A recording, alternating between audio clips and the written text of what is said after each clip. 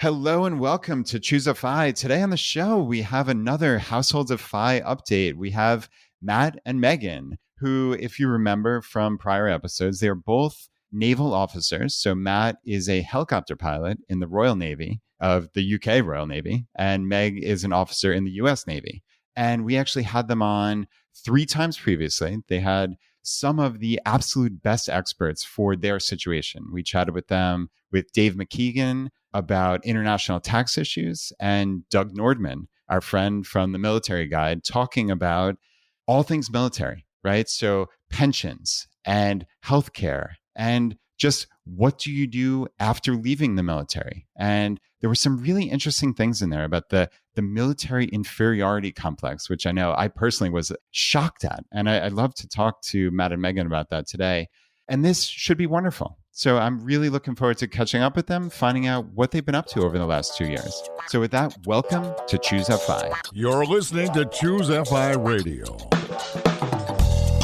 The blueprint for financial independence lives here.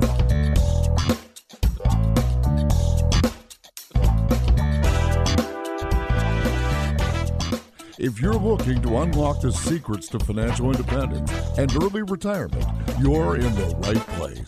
Stay tuned and join a community of like-minded people who are getting off the hamster wheel and taking control of their lives in the pursuit of financial independence. Choose FI, your home for financial independence online.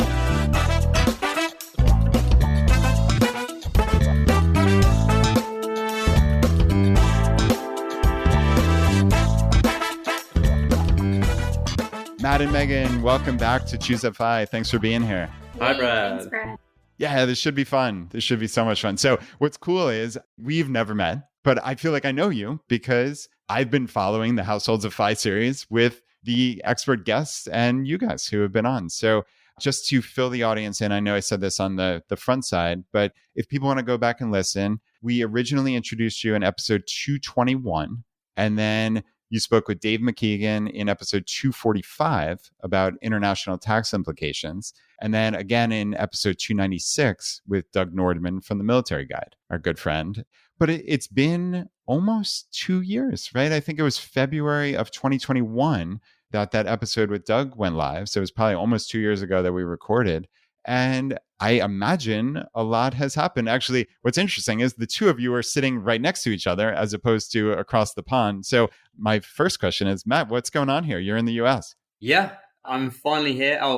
Very nice to speak to you as well, Brad. The feeling's completely mutual. We feel like we know you, but we've had to listen to a lot more of your episodes than you've had to listen to ours. So that's probably why. I am actually out of the Royal Navy now as of the end of last year. So I left in October last year. And since then have been going through all of the really difficult process for green card, immigration, and getting things sorted to come over full time to the USA. As you can see, I'm here. I'm legal, I promise you. And I've been here permanently now since April this year. So not quite a year anniversary yet. His full Florida man transformation is complete. He officially owns a pair of Crocs. That's one more pair of Crocs than I own. So he's fully Florida now. Oh, that's amazing. I'm seeing a very tropical looking shirt here as well. When in Rome. Oh, that's amazing. Okay. Well, there are a million questions about that. Obviously, I suspect we're going to spend a decent bit of time chatting about that. But yeah, Meg, I guess, has anything major other than now having your husband here in the US? Anything major going on? I'd say that's pretty major. I'm still in the same role with the US Navy that I was in before when we last talked. I'm getting ready to transition to my next role here at the beginning of FY23. So I'll be moving, we'll be moving together across the world to the island nation of Guam. That's where the U.S. Navy has decided we will live next. So we're very excited about that. I am 6 weeks away from finishing my master's degree in human resources management. And yeah, that's about it. Just trying to get more marketable. Wow. Holy cow. Okay, well, I did not fully anticipate when we started this episode that Matt would have left the Navy, living in the U.S. in Crocs, and you guys moving to Guam. Oh my goodness. Okay, this gets better and better. I think the Crocs might have to go on the show notes too. Matt in Crocs. That's incredible. Okay. Wow. I am rarely lost for words on where to start because I want to talk about all of these things. But I guess let's start chronologically. So, Matt, it sounds like it's been almost a full calendar year since you left the Navy, right? But I guess you said you've been in the US full time about 6+ months now. Talk me through, because I suspect this is like a big transition. Obviously, I always think in terms of the audience. How is this applicable? It may not be, frankly, but it's just interesting. But we do have a huge percentage of our community as part of the military. So I wonder if there are like additional lessons or things that people can take from that. But talk me through, okay, like where did was the decision always happening, like in the background? Did something precipitate it or talk me through that? So the reality is if you'd listened to us in the previous shows, having to organize two different navies leave policies, deployments for the both of them as well. Like we were constantly trying to match things up between us about when we could see each other next. So the reality is that at some point, fireside, just for the marriage to continue and work, one of us was going to have to leave our job and relocate, whether that was going to be Meg coming to the United Kingdom or me coming to the United States, as has obviously happened. The reason why it happened that way round, events completely overtook the both of us at that point. I actually became injured. I won't go into too many details, but I got injured during my service. And as a result, I was on quite a long path to transition from the military. So I had quite a large period of time to start thinking about the relocation process to the United States, because at some point I was going to lose my job. Whether I liked it or not, it was just a reality. I could no longer fulfill the role of a Royal Navy helicopter pilot expected to go around the world and do what I was previously doing. So yeah, that's why it worked this way around, and that's why you see me in the United States now. I'm not upset about it at all. I think that actually, especially after listening to Choosify and going through the financial options, actually works out a little bit better. I think that I've sat down and I've done Excel spreadsheets to the nth degree, and I've looked at the positives and the negatives of both of the navies. And financially wise, right now in today's economy, the United States Navy wins on almost every single metric. Interesting. Okay. That does make sense based, again, on what I listened to over your prior episodes. I thought that there was discussion about Megan's pension being more lucrative. And I think you also mentioned that as far as housing allowances go, that Meg's was also more lucrative, I suppose. So those were the two things that actually I was going to, I obviously didn't know that you had left the Royal Navy, but I was going to ask you about when one of you does have to decide to leave, if you were going to live in the same place, what would make up the difference, right? Like what would make that decision?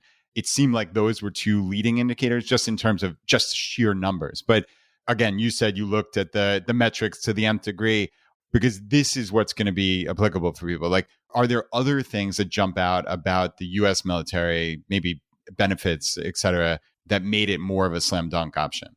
I mean, you've hit the nail on the head with the pension side. You know, the fact that Meg can leave, if people haven't already listened, Meg can leave after 20 years service and she'll get half of her salary immediately as a pension. Not everything is better. You know, the British military is certainly better, I think, when it comes to maybe work-life balance and family support as well. Leave entitlements. We get a little bit more leave in the UK as well. But we've been so focused on the financial side, and Meg has also served a lot longer than I have. Meg is a true patriot. She's done 17 years now, and I don't want to take too much away from her. She's going to talk about it, I'm sure. But, I did a lowly just over 12 and a half years. Well, that's still pretty incredible. Let's be fair here. I think his injury aside, prior to him getting injured and having to stop flying because of that, we knew that Matt was going to have to be the one to get out, because I love being in the U.S. Navy. So nice. As much as I love the United Kingdom and I love Britain. It's so charming over there, and I would love to live there. I love what I do in the US Navy. I love my job. And there was no way that I was going to leave before 20 years, especially with the way that the pension is set up with the high 3 plan, where you get your 50% of your salary for your highest 3 years for the rest of your life, starting immediately as soon as you leave. You don't have to wait till you're 65 or anything like that. So it was a no-brainer for me. By the time that Matt and I had met, I'd already had almost 15 years in the Navy. So it wasn't really an option to leave. That's incredible. And so, Meg, refresh my memory and the audience's memory. So I believe you started out as enlisted, and then you, I don't know what the phraseology would be, like moved over to officer, or what the exact term would be. But does your entire time as when you were enlisted count towards the 20 years? And then it's just that high 3? Or so I guess talk me through that whole thing, because I think it's really, I'm super interested in it. I just don't know that much. So I started out as an E1. I did my first 10 years enlisted. By the time that I reached my 20-year mark, I'll have 10 years as an officer. That wasn't something that I planned, but it worked out for me. I was very lucky. You have to do 10 years as an officer to get an officer pension. So once you hit that 10-year mark, then you qualify to receive the pension at your officer rate. And then it'll be the highest that you were paid over 3 years. Interesting. Okay. So now, is the pension for enlisted personnel different than for officers? Is it not that 50%? If you don't know offhand, it's no big deal. No, it is the same, but it's at their enlisted pay grade. And then there actually was a change in the pension scheme they officially changed everyone over back in, I think, 2016 or 2017. You had to make a choice, and anyone with less than 12 years of service had the option to choose. I didn't have the option because I was already over 12 years, so I had to go with the high 3, which financially I think is a better value. However, they introduced the blended retirement system, which allows service members to get a match to their TSP. Whereas the high 3, there's no matching. So a lot of people would come in and they would do their 4 years and they'd get out and they'd have nothing to show for it. So the blended retirement system plan allows people who don't plan on staying for 20 years to still get something rather than walking away with nothing. Right. And yeah, we had Airman Milldollar from the Military Dollar come on a while back, and I think give us a quick overview on that. But it's been a while, so that might be something we need to have an update on for sure, because yeah, that's really interesting. So I guess my question to you, I believe as of last time we spoke, you were a handful of years. I think you said time to FI was 6 to 7 years, but it was slightly unclear exactly when your 20 years would kick in. So I do have a question about that. But then, so you just said you love your time in the US Navy. Like, is this going to be 20 years and a day and you're out, or is there significant potential to stay in? Most likely I'll stay past 20. The career path that I'm on now, I just started in 2020. Prior to switching over to human resources, I was a pilot as well. And I switched over to human resources. And so this is actually kind of a new career for me, despite being 17 and a half years into it. And I'm really enjoying it at this point. I'll probably do my 3 years in Guam and then do at least one more job after that, which would be for another 3 years. Hopefully, I'll pick up the next rank, and that'll make it more lucrative to stay. Nice. Okay. And that was going to be my next question, was actually with that high 3 and potential of, at least my understanding of the U.S. Army and how general promotions, not general officer, but how promotions, right? Matt's giving me a salute here. It's about 6 years between, let's say, major to lieutenant colonel to colonel, et cetera, roughly plus or minus. So I was wondering if there was going to be an intersection here of maybe it's the one more yearism. It sounds like you love your job, but some people do get caught up in that one more year of, oh, I'm not that comfortable. I'm just going to serve. Or for most people, I'm going to work for one more year, just pad my accounts. But in your case, if this is, oh, wow, I'm getting bumped a rank and then potentially a significantly higher salary, and then my pension, the implications for that are the rest of my life. How easy might it be to succumb to that one more yearism or 3 more yearisms or whatever it may be? Absolutely. And because I'd actually be eligible to retire at my current rank of 03, my first chance to have the promotion board look at my record and say, okay, you're eligible for 04, it'll come about the time when I have 2 years left before being eligible to retire. So sometime in 2024. At that point, if I get selected, then it is easy to say, well, okay, now if I take this promotion, I have to stay 3 years because I need to max out my pension. So that's probably the reality. Isn't that interesting though, right? Like I have to stay. I have to stay.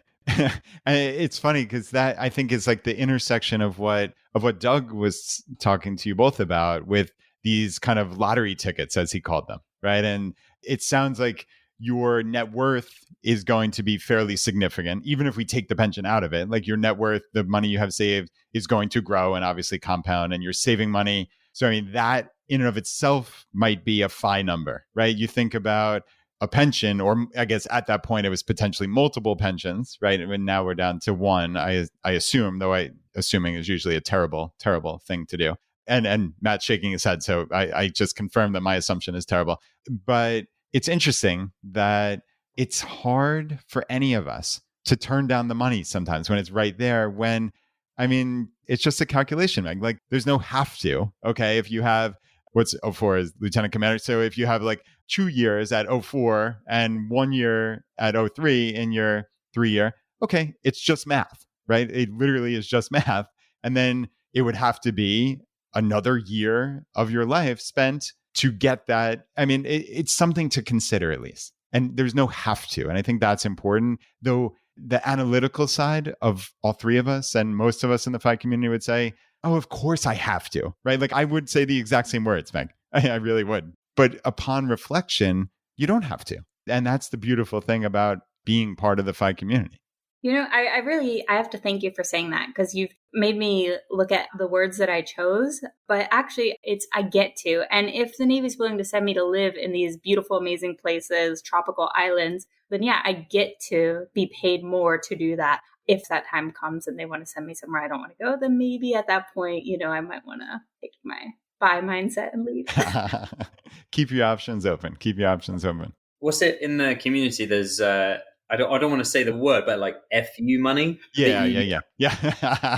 Free, as Jonathan previously said, freedom unlimited money. So we'll go with that. Yeah, most people have like a freedom unlimited pot, and then they can make and it still is a difficult decision to be able to say, no, I'm not happy with the decision that you're making as part of my career. I'm going to go elsewhere, whether that's salary or whether it's time at work or whatever. With the military, certainly US military, it doesn't work like that. There's no need to have that money, because as soon as you've done your 20 years, you have all of the leverage really that you require.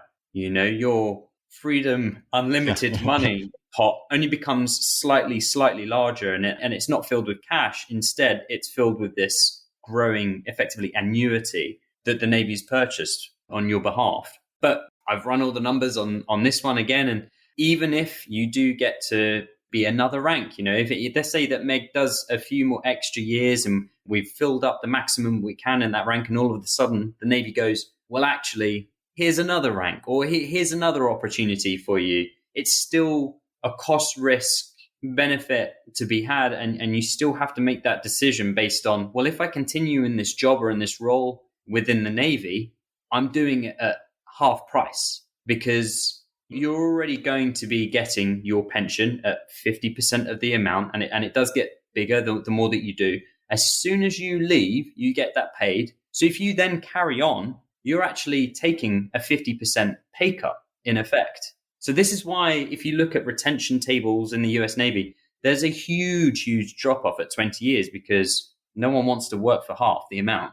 That is so brilliant. And I never considered that until this very moment. But you're absolutely right. I mean, obviously that's something that must be well known in the military circles, but not being military, it just never would have crossed my mind. But that is unquestionably the case. And maybe, I guess, depending on how you're taxed, if you're talking, you might even argue that it's slightly less than that, or you're working for less than half. I guess if you're at a higher marginal rate for all of your income, the CPA in me is thinking about the minutia, right? But yeah, best case, it's half. That is fascinating. So you must truly love your job if you're paying working an entire year for half salary in essence. So what an interesting thought. I love these kind of rethinks on things. Like I will never forget, literally, I know this sounds hyperbolic, but I will never forget this moment, because like that was an aha moment for me. And I suspect that is transferable even outside of just military, right? Anybody who has a pension, especially if and only if it goes into effect at that very moment. It's a separate issue if you have to wait until X age or whatever. But the same essentially holds true, unless I'm thinking about it improperly. But that's something that pretty much anybody with a pension needs to at least consider in the back of their mind. I just would say, that doesn't factor in basic allowance for housing, food pay, healthcare, any of those other benefits that you're getting on top. That's just half of your base pay. Yeah, there is an asterisk to it, which is your pension is only half of your base pay. So a reason to stay in would be, all of these extra subsidies that you do get, like the housing and whatnot. Whereas, let's say an individual takes home $50,000 basic, actually with all the benefits and whatnot, it could end up easily looking like 65, 70,000, sometimes more. Okay. Wow. So potentially, 40% on top of it. Okay. No, point well taken. And Meg, I'm so glad that you interjected with that. And I love your, the love for the U.S. Navy is coming out, right?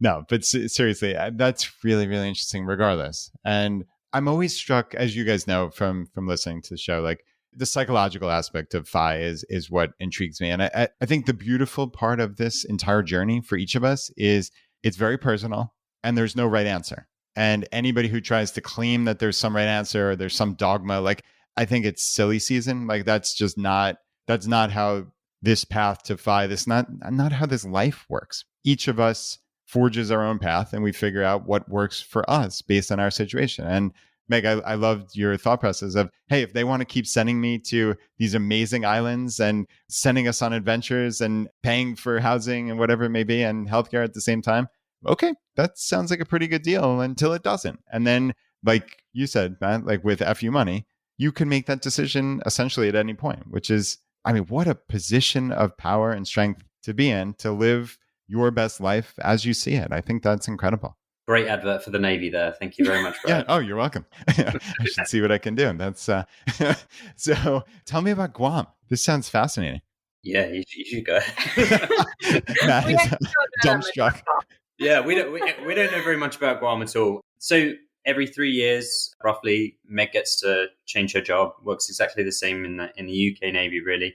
And we had probably for the past 2 years, almost exactly the same conversation when we go out on all of our, 10,000 step walks or whatnot. We're always talking about where next. And we're very much guilty of, therefore, sometimes getting into a nexting mindset. But it is so exciting at the same time that it's the low-hanging forbidden fruit of being able to talk about it. So we had discussed quite a lot about doing an overseas job if it was possible at the time. And we got a huge list together of all the possible options, mostly in Europe, to be honest with you. So Germany, Belgium, things like that. And then a couple of wild cards like Japan as well. So we had a wish list, didn't we? It was like 20 different jobs on this list. I was like, this is 20 jobs. There's no way we're not going to get at least one of them. We're being very reasonable. And then there's a punchline coming. Got on the phone with the job giver, the keeper of the jobs. And she's like, actually, none of these jobs work. You can't have any of them. Oh, no. So it was back to the drawing board. And she was throwing out options at me because I was like, okay, well, why don't you tell me what is available, She was throwing out options at me and she was like, oh, I have this thing in Guam, but I don't think you actually want that. And I was like, nah, let's keep going. Don't want that. And then later on that night, I got home and I was talking to Matt about it. And he was like, actually, let's look this place up. Let's see what it's about. And I had some friends who had been stationed over there. So I reached out and I was like, hey, how did you like it? And everyone I know who'd been stationed there was like, absolutely loved it. Like time of my life, would go back in a heartbeat. And it's one of those places where I feel like you hear the two extremes. People either absolutely love it or they absolutely hate it. Hopefully we'll be on the love it side, because if not, it's a very small island to be on for 3 years. But it sounds great. There's a lot of water activities, a lot of outdoor things to do. Matt, since he's been here in Florida, he's gotten really into free diving and spearfishing, which I love because free lobster. But, he's looking forward to getting out there to get to the reefs. Yeah. And so we were given quite a few options, and there were only really a couple that was sticking out to us. Our time here in Florida is lovely. We like Florida, but we don't love Florida. And I've come from a country where you can just walk everywhere. I've never appreciated just how much Americans are happy to drive for 7-8 hours and call that completely normal. You know, I get tired. I'll start falling asleep at the wheel after 2 hours. I just can't do it. So fair play. But I really don't appreciate that you have to drive everywhere in Florida. I know that, you know, certainly up northern areas, there are very walkable cities and towns, or you can get around with a scooter or a bike very easily. It doesn't really have the same crossover to Florida, and you need a car. You absolutely need a car to get around and to live here, certainly where we do in more of the suburbs of Fort Lauderdale. So that played a little bit of a part in our decision-making process, and so did our love of the outside. And just, it's completely cliche, but the best things in life are free, and we enjoy our hiking, we enjoy our walking, we enjoy paddleboarding when we can. And you've just heard that I enjoy getting in the water and picking up lobster. So, and all of these things come at a pretty low barrier to entry in terms of price. And Guam, therefore, came pretty high up on the list because it was able to offer all of those things in quite a small, neat little package. So, Matt, yeah, that's interesting about, you said the best things in life are free. So actually two big things I want to talk about with what you just said, but let's start there. So we just had Scott and Taylor Rickens back on the show for the first time in a while. So Scott created the Playing with Fire documentary, and they actually talked about one of the most interesting things that they did when Scott was trying to introduce the concept of financial independence to Taylor. And it was, hey, let's come up with a list of the things that we love the most in life. And it was interesting that essentially none of them cost any money, or certainly any like reasonable amount of money at all. It was like a glass of wine was maybe the most expensive thing on the list, or chocolate, right? So a nominal fee. And it was fascinating because I think we all kind of build this mindset around, oh, the finer things in life, or I have to spend money to get a great experience. And so very rarely is that actually true when we apply any kind of intentionality to our lives. And it's interesting. I look for these commonalities across different people from all walks of life. And that's one that has really stuck out to me over all these hundreds of episodes. Is it's fleetingly rare that we say, oh, that expensive thing was something that like made or broke the happiness level of my life. It's so rare. So I did want to slow down on that really, really quickly. The other thing, Matt, that you brought up was the driving versus walking. And I think this is one of those aspects of travel. I think there's so many positive aspects of travel. It's like seeing that people are people all across the world. That's been my experience. It's just, we're all one human community. And it's fascinating to see, obviously, differences in cultures, of course, the many, many commonalities that we share. But I think one of the side benefits of travel is you kind of get out of your comfort zone, and you also realize, oh, there are all these other ways to live. You mean, oh, that way that I've grown up, that's not the only way. That's not how all 8 billion or nearly 8 billion people live. And interestingly, Matt, is when we were in London, so my sister-in-law and her family lived in Chiswick, which is, I guess, just kind of a suburb of London. I'm just happy that you pronounced it correctly. There's a silent W in there that would have thrown many people off. Not bad, right? Not bad. And it's funny because I followed like English football for years. So I try to get the pronunciation right and such. But she was like 100 yards off the high road, right by the tube stop. And it was amazing. And my wife, Laura, and I looked at each other and we're like, this is something we want for our future. Like, this is how we want to live. This is just so much for us. And it's not for everybody, right? But for us, having that walkability, it was wonderful. Like, even just being, again, a suburb is probably the wrong terminology because it's city-like in some regards, but just being able to walk, or we saw it in Georgetown in DC, like having these walkable areas where there's so much going on. It just, that really spoke to us. So it's interesting that you brought that up as well as something that, oh, wow, I went to Florida and I have to drive everywhere I go now. Yeah, it's taking some getting used to. I'll be walking along, if the option is open for me, and then all of a sudden the sidewalk will just completely end. And it's like, it won't be going to anything. It won't be, leading me anywhere. It just ends. And I'm just left having to cross, grassland or shrubland anyway, just to get where I was trying to go. or it's your cue to turn around. Yeah, right. Or play Frogger as I cross the parking lot or whatever. But it's interesting you say that, you know, London is awesome. The metro system that we have there, the underground, is fantastic. I have many, many friends who still live there and love it. And none of them own a car. None of them whatsoever. And some of them, up until, you know, they're the same age as me, like 32. I think some of them only just got their driver's license like last year because their parents might have moved up north in the country or whatever. So they finally had a need to do it. Otherwise, everyone just goes around on their bikes or on the tube, as you did, or walk.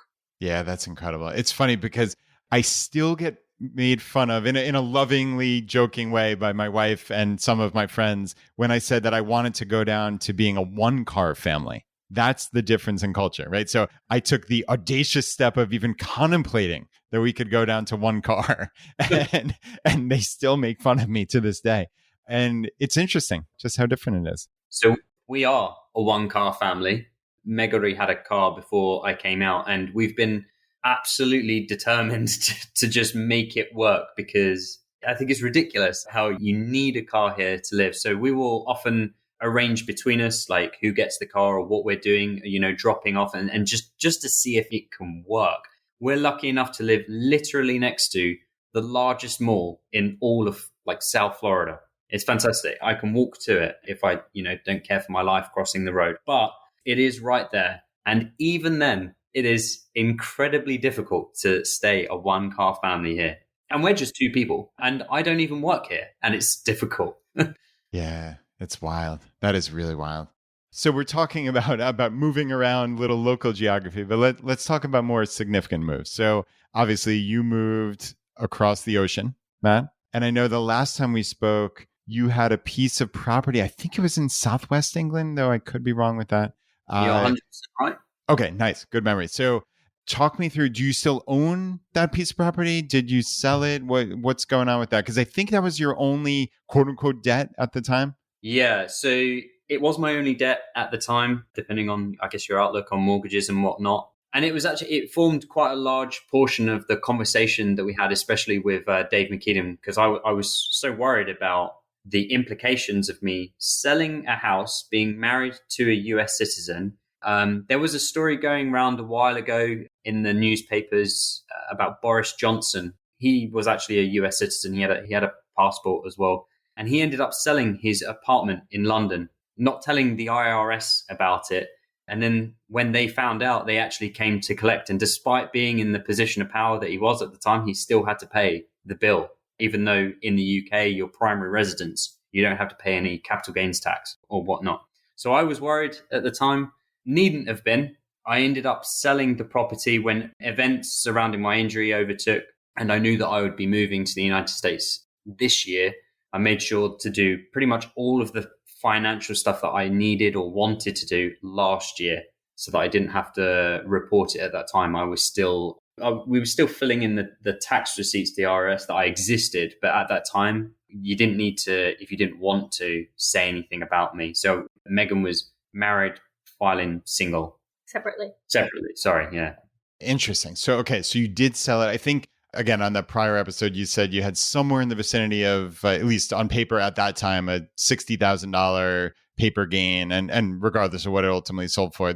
So fully excluded for capital gains in the UK, there's no tax whatsoever on increase in property value. On your primary residence, if it is that, then yes, there's no capital gains on your primary residence whatsoever. So when we spoke on here to Dave, that was a year before I sold it, or 6 months before I sold it. During COVID, just as pretty much everywhere, house prices went up, and they went up pretty much everywhere outside of major cities. So if you had a family home outside of a major city, you had some land attached with it, then your house price went crazy because people were trying to get out of being cooped up all day in a tiny one-bedroom flat in the middle of London. So I was very lucky at the time. Bath did pretty much the best of the whole country, and so it appreciated substantially more than that. I sold at a good time. There were tax benefits on offer to reduce the cost for buyers, so it was a seller's market, as we say. And so when it did eventually sell, every single cent of that, every single penny of that was mine, short of the lawyer fees that I had to pay for the exchange. And a house exchange in the UK, if you don't already know, can take like 4 to 6 months. Yeah, it's a super, super slow process. Okay, interesting. I did not know that at all. Do you pay the same kind of like crazy real estate commissions and things like that, or is that dramatically reduced? So there's been a shift in the market, whereas you would normally go with a real estate agent in the United Kingdom, and you would probably pay around 1 to 3%, depending on how good you are with negotiating, of the final sale price, right? But with the advent of the internet and everyone working from home and everything happening on there instead, people decided, I think, to make more of an effort with selling the houses. I think if you ask yourself the question of what are you getting from a realtor or a real estate agent, I don't think it's worth 1 to 3% of a potentially, or most people's largest financial asset. So I did mine online. I did it myself as much as I could. There are companies out there that will advertise for me on the United Kingdom's equivalent of Zillow for a nominal fee. And it is just a one-off fee. So it was £1,000, I think. And then that was it. Until it was sold, that's all I had to pay. And it was cheaper for me to do it up front. I knew I wanted to sell it or needed to sell it in this case. So that was it for the entire process. And beyond that, it was just my lawyer's fees. So on its own, that probably saved me about £5,000. So it's quite significant, I did a lot of the viewings myself because it was COVID. I was around. I don't need anyone to show my own apartment for me. And I'm also way better placed to answer any questions that people have. Yeah, that's interesting. And this is right, not to besmirch the entire real estate professionals. But yeah, what are you truly getting? Right. And that's an interesting question. I wonder when that kind of technology and such, or us accepting that societally as an option here in the US, because they think that's a lot of what it is. This is how it's always been done, right? ... And so many unfortunate sentences. This is how it's always been done. Yeah, that's fascinating. And just to kind of close the loop on the like capital gains. So for the audience here in the US, there are significant exclusions. So I use that word exclusion because that's my own accountant's brain here in the US at least. And I guess we get for single, it's $250,000 capital gains exclusion on your primary residence. And there are always little additional. It's if you've lived there 2 of the previous 5 years, there's all these, this is broad strokes. So for anybody listening to this, obviously look it up. Or for married filing joint, it's 500,000 exclusion. So there are pretty significant exclusions for capital gains on your primary residence. So the US tax code is pretty nice with that. It certainly sounds like they are not nearly as nice as the UK government. So that's pretty cool. I listen to a lot of podcasts. The Tim Ferriss Show has always been my favorite by far, but for the first time ever, there's a real rival for that top spot. It's a show called My First Million. When I see a new episode show up in my podcast player, it's a drop everything and listen kind of situation for me. The show is all about business building and growth hacking, from how to make $1,000 in a weekend type side hustles to billion-dollar ideas and everything in between. The show is fun. It's infectious. The hosts, Sam Parr and Sean Perry, have an amazing rapport. In fact, if you're a longtime Choose a Vi fan, I think you'll find it's the closest thing to me and Jonathan you've ever heard. And Sam and Sean are legit. They've built and sold 8-figure businesses to HubSpot and Amazon, and they have an amazing network of friends and colleagues they get on the show to share their wisdom. If I lost everything and had to start over from scratch, I can honestly say the first place I'd start is with My First Million. I think the mindset of business building they cultivate is unmatched, so I'd seriously just listen to every episode in their feed and go from there. The show is a little bit of an acquired taste, but as you get to know Sam and Sean, you'll see just how brilliant they are. So take my word for it and listen to at least a handful of episodes. I think you'll love it. So search for My First Million. That's My First Million on Apple Podcasts, Spotify, or wherever you listen to podcasts. So we're talking about moving. And now, Matt, obviously you just deposited a whole boatload of money into a bank account from this sale. So talk me through, what does one do? Because I think when someone gets like a windfall of money, and obviously this was not like an unexpected inheritance, but we'll still call it a windfall, right? It's a significant amount of money deposited in one fell swoop. There are considerations of how to invest that. And I'd love to hear how you both thought through that And then I'm curious, like, is that money still sitting in the UK or is it in the US? But let's talk about, like, first, how did you two think through that as far as what to invest this in? Well, I mean, we have our brokerage account here in the US, the standard tax plan, right? The VT Sachs. So we've got our 5 brokerage account set up, and the FTSE equivalent, I don't think, I don't think that in that regard, the UK equivalent was matching with what we have here in the US.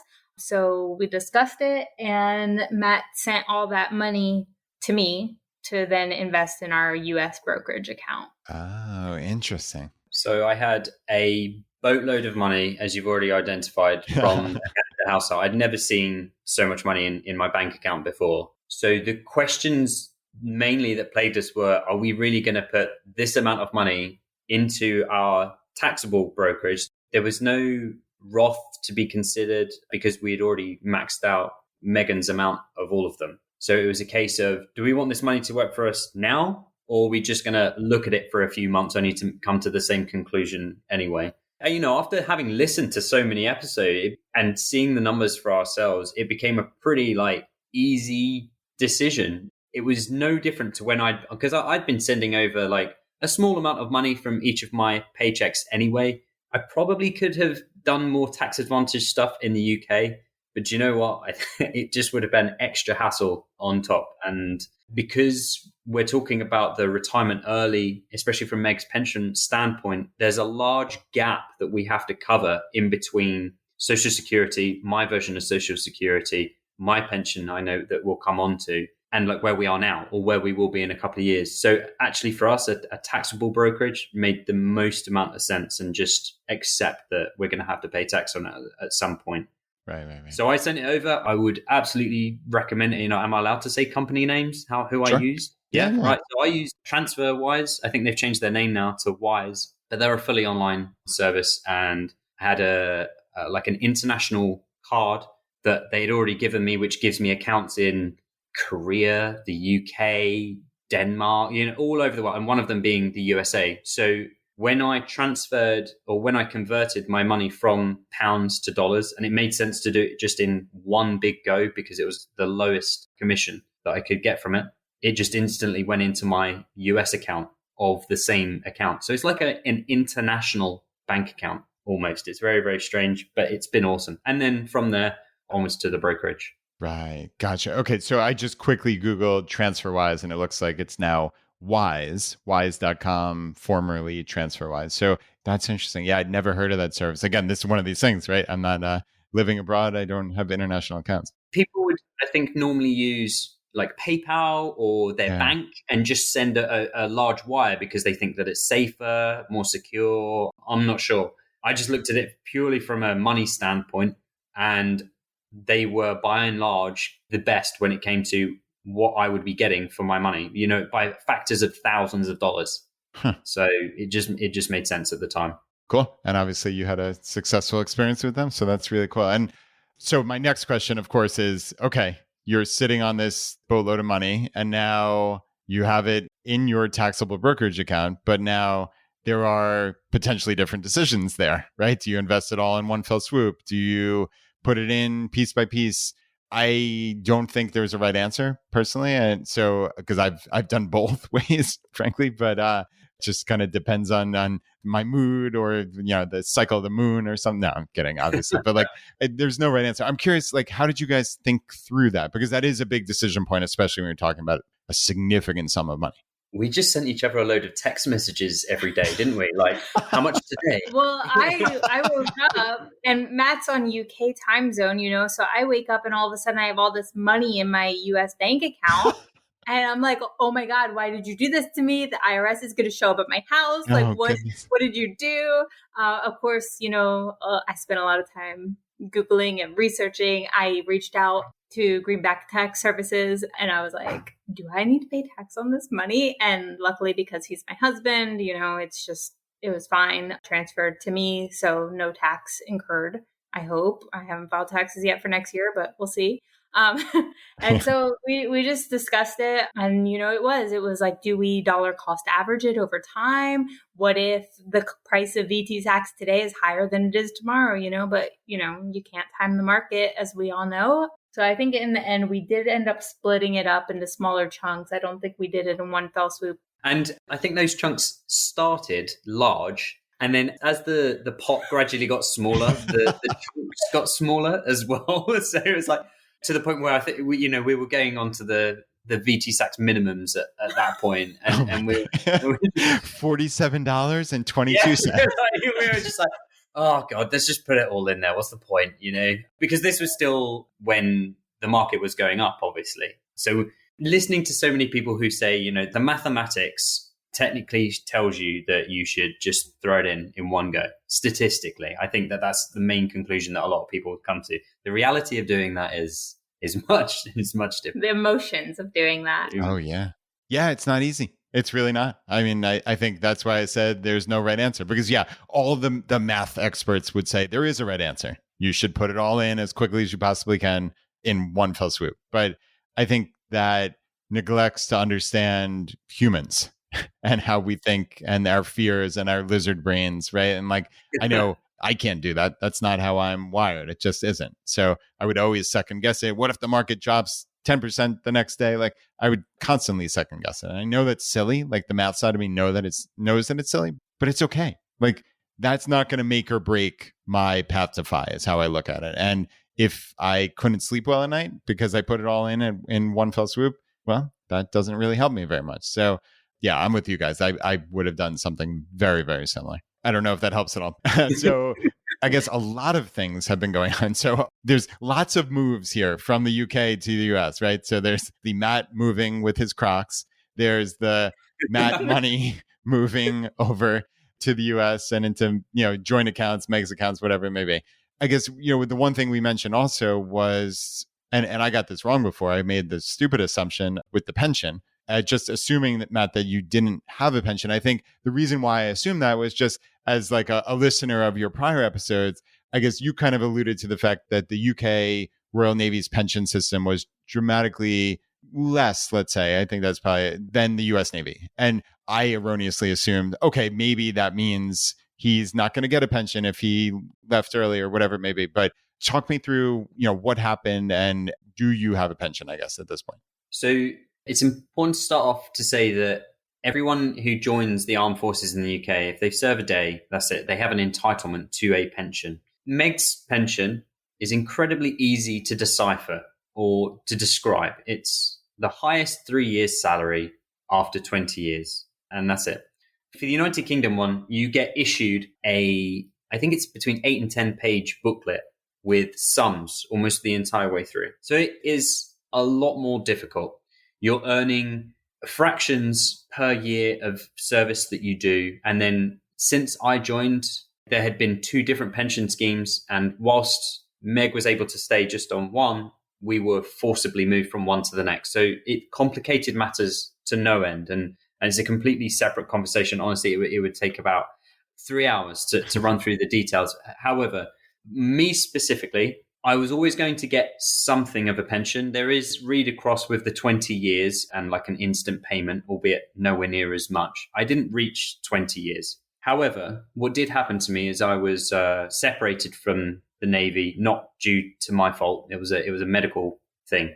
And as a result, my pension that I have earned up until now is now tax-free. So I'll never pay tax on it. And it will come to me when I'm 55 for some parts of it and 65 for other parts of it and 68 for some other parts of it. This is the different pension schemes and how they all interact with each other. Sums. Yes. I was also given a payout by the Royal Navy because my injury was service related. So they do a bunch of calculations based on my final salary, how many years I'd done, the severity of my injury, and they go, here you go. And again, that was a tax-free lump sum as a result.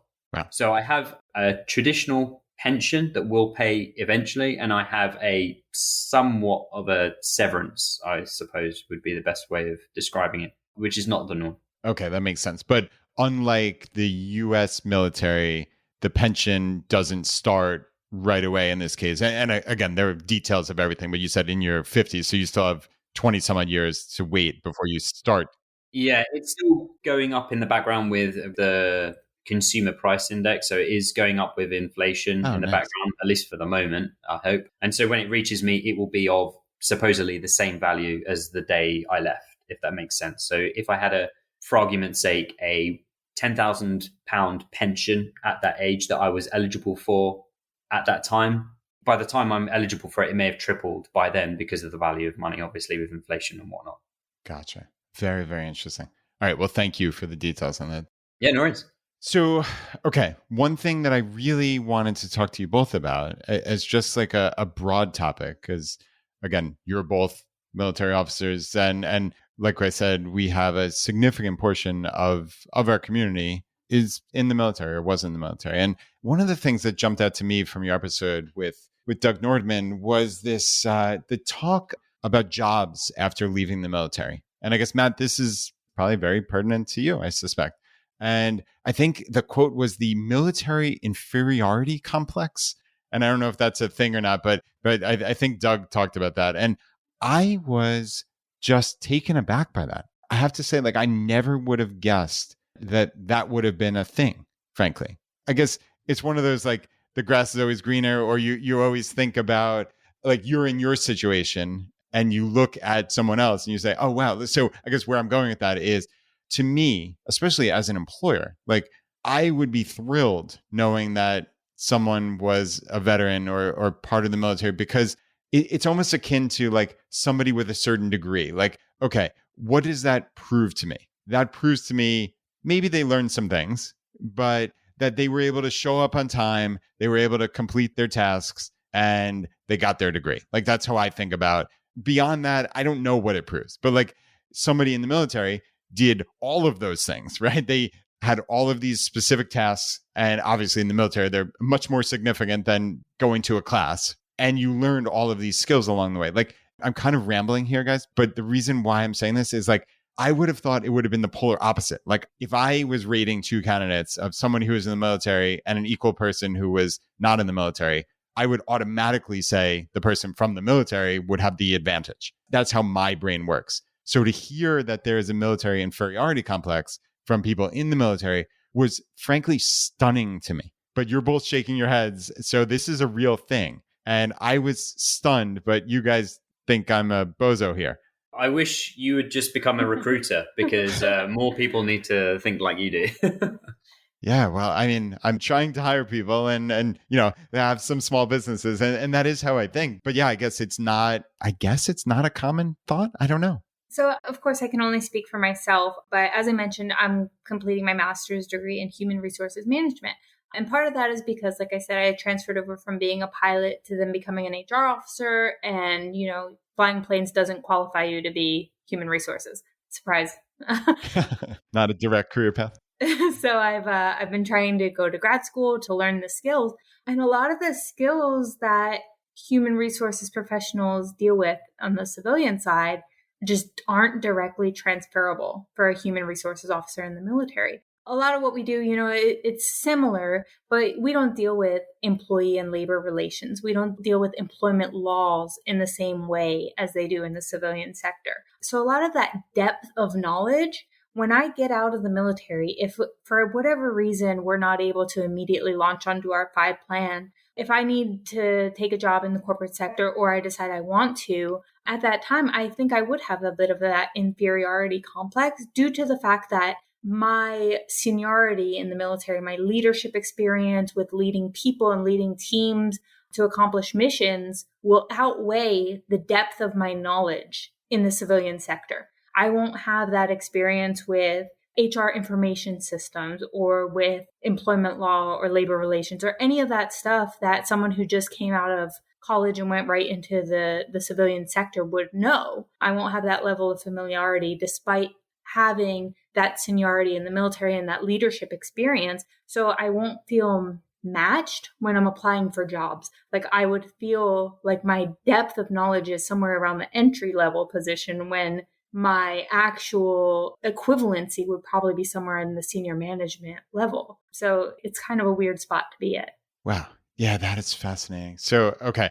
Again, I'm still taken aback. I understand what you're saying, but again, coming from my point of view and like my experience with corporate America at pretty big companies is like most people are barely average, barely being able to do the job. I know that's a broad brush, and that's probably a little ruder than I anticipated. Judging by Matt's cringing look here, you shouldn't have said that out loud. But frankly, like that's really the case. And I mean, for me, again, this is my own point of view. Like someone who has leadership capability, like that's hard to teach. Someone who's led missions, like that's impossible to teach.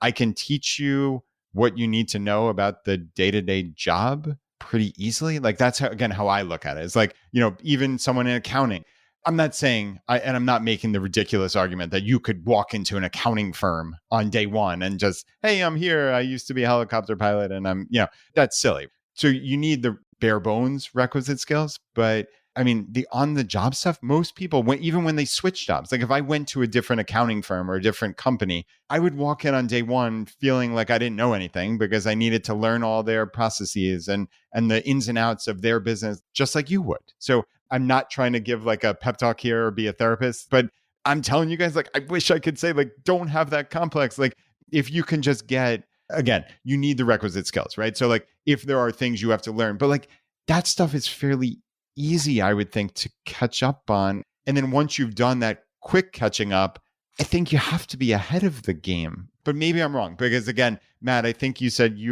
and we talked about this offline for a minute, it's not entirely easy to find these jobs. And maybe your issue might be, I don't know, exacerbated, let's say, because you moved from a different country. You're not a US, like, I don't know, I'm putting words in your mouth, but like, talk me through, have you had any issues finding jobs? Have you been looking for jobs, I guess? Yeah, there's a lot to unpack there, but yeah, there is a lot. And I'm sorry for throwing it all in. I'm just so flabbergasted, and I hope you guys and the audience can hear it in my voice. Like, it is stunning to me. It really is. But I think this is an interesting conversation.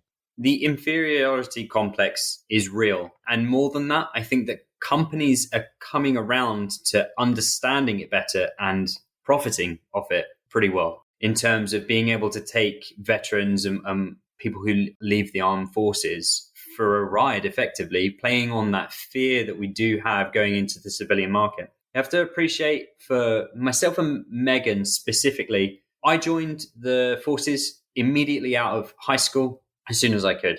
Meg joined it immediately after high school as soon as she could. So it's all that we've ever known up until this point is one thing. So I've gone from a system such as school, which is different in the UK, but it's still people telling you what to do, sitting in lines, putting up your hand and asking if you can go to the toilet, to pretty much the same thing, but you're getting paid for it, okay?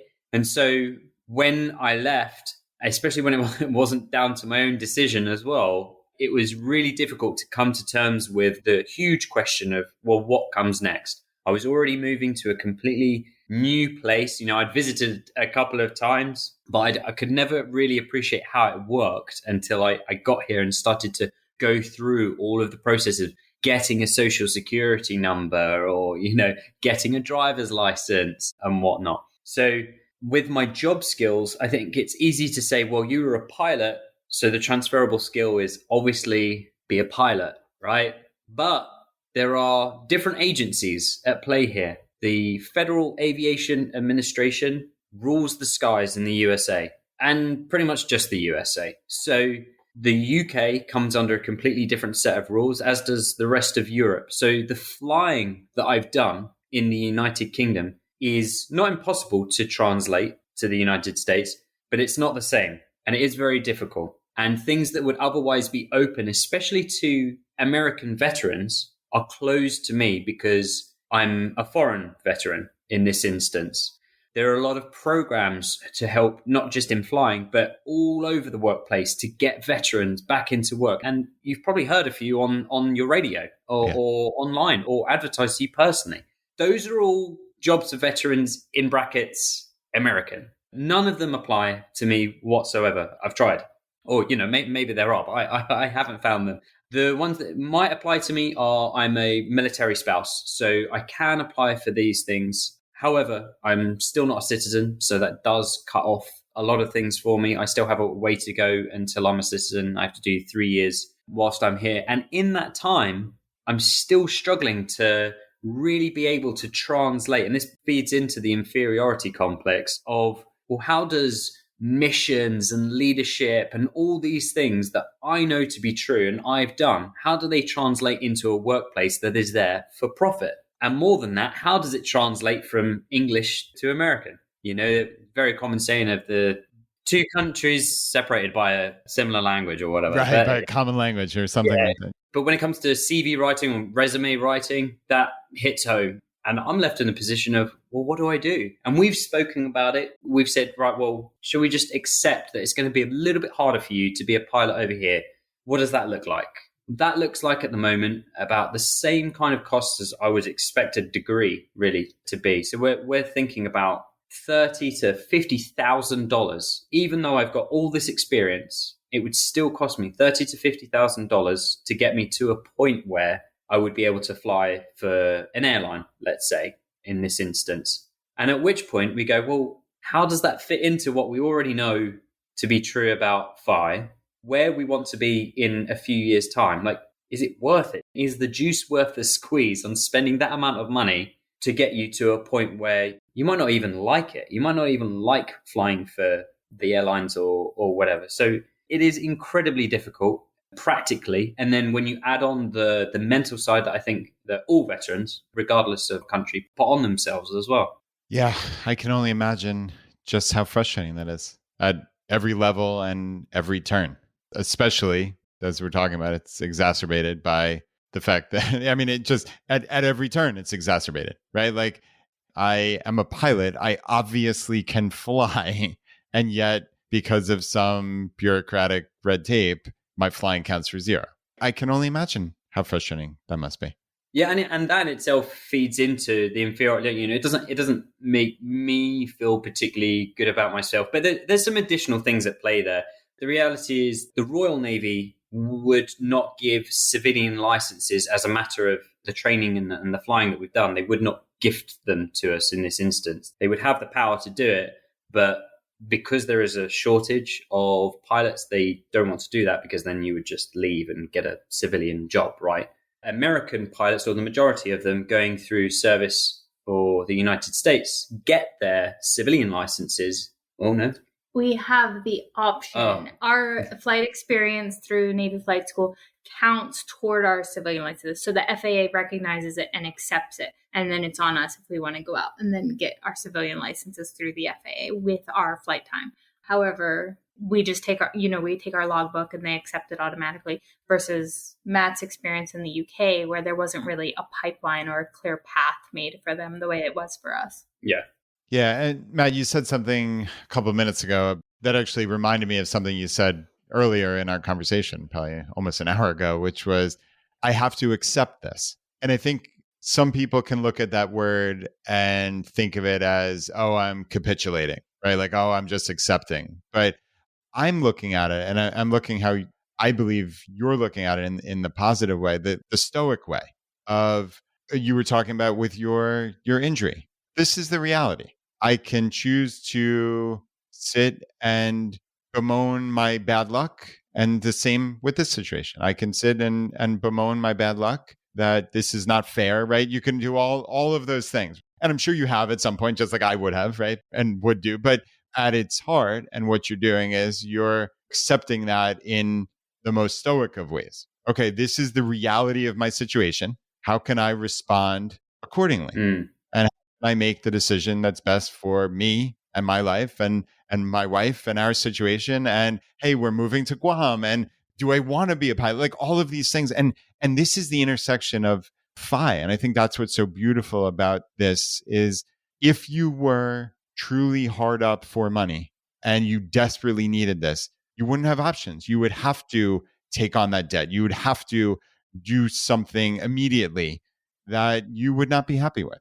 This is really a testament to the power of FI and the power of our positive mindsets of, like I said, not accepting in the negative sense, but in the most positive of senses. That, okay, this is my reality.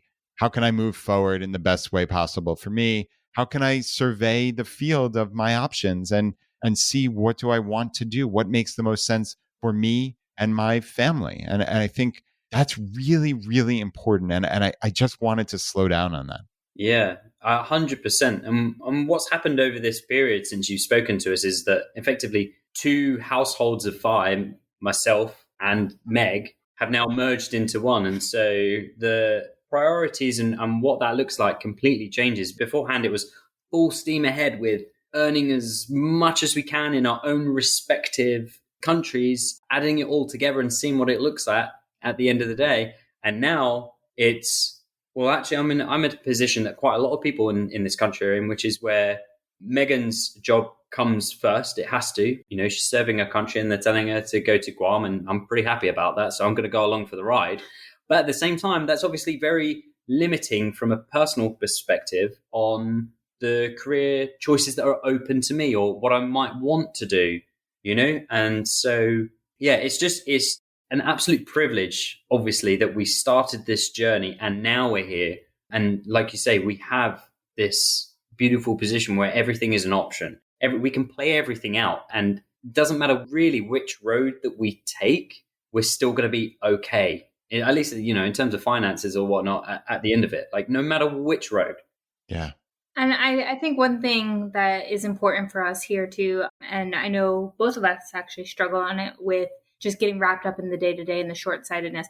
But I think one of the beautiful things about FI is having that as the end goal and already knowing like, this is what we want our life to look like. This is where we want to end up, and know that that's what we're working toward. And that kind of helps us to clear things up a little bit. And I think in Matt's position, maybe there's a little bit of guilt about like, well, we're trying to get the FI, we're trying to hit our FI number, and I'm not contributing right now, and he does have the luxury that that's not really going to make much of a difference, right? But I think we get so caught up, especially in our society and Western culture, with doing. We get so caught up and wrapped around our identities, being wrapped up in our career. I'm a naval officer. I'm a pilot. I'm this, I'm that. And at the end of the day, that's not where we really derive our worth from. And I think you hit the nail on the head earlier, Brad, when you said, when we list the things that make us happiest, they're not these expensive things and they're not these flashy titles or image like that. It's great and it impresses people, but it only goes so far. And at the end of the day, I think in Matt's position, that's why I joke that he did the RE. He's retired early because technically he can be, even though we're not in the same spot right now as a married couple, and it'd be ideal for us to both be completely FIRE. Technically he can be. And a big part of the issue that he's having with that is getting over the just being versus doing. Yeah. I mean, goodness, I don't know that I could say it better than that, Megan. I think that's probably, if I could put Jonathan's old ears onto a podcast, that would be the close of the episode. Yeah, I mean, it's hard to not wrap our minds and wrap our identity. And like you said, that Western culture of doing, it's the cliche, the 30, especially talking to 2 pilots, right? The 30,000 foot view, right? Like when you think of where you were when we first met you and you were living thousands of miles apart. Now you're a married couple sitting 6 inches apart. Matt, you sold your place for this wonderful windfall. You had a perfect timing. I mean, you threaded a needle of just absolute perfection. Meg which sounds like within 2 or 3 years, could theoretically at any given moment retire with an amazing pension, and you could be at FI. It sounds like based on where you were financially a couple of years ago, you have a net worth of multiple hundreds of thousands of dollars. Like, this is a marvelous thing.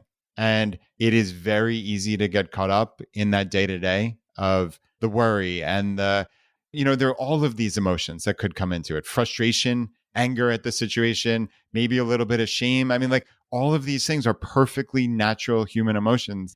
And I think sometimes when we have a conversation like this, or we look and we zoom out and we say, wow, like you said it before, like, we're going to Guam. Like I can take my 10,000 steps on this beautiful island. I can go spearfishing.